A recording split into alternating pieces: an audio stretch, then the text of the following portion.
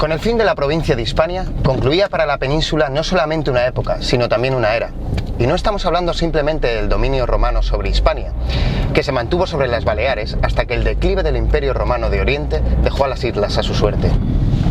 Los visigodos llegaron a Hispania como federados de Roma, con la misión de expulsar a los alanos, vándalos y suevos que habían invadido saqueando y destruyendo. Se quedaron como señores de la península, manteniendo durante muchos años la ficción de que servían a Roma. Esa usurpación fue una de las razones por las que sus relaciones con los indígenas, que eran ciudadanos romanos, no fuesen buenas.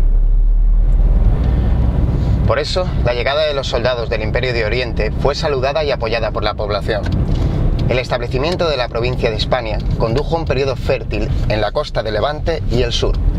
Prueba de ello son los testimonios que han quedado de los numerosos intercambios y viajes entre la provincia y la capital, Bizancio.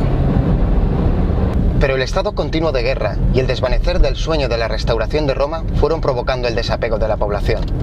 El fin de la prohibición de matrimonios entre godos e hispanos hizo que los magnates locales fueran entroncando con la nobleza goda, y esa fue una de las razones de su abandono de la causa romana. A su vez, cuando Recaredo se convirtió al catolicismo y entregó todos los bienes de la iglesia arriana a los obispos católicos, estos cambiaron también de bando, con todo lo que de influyentes tenían sobre la población.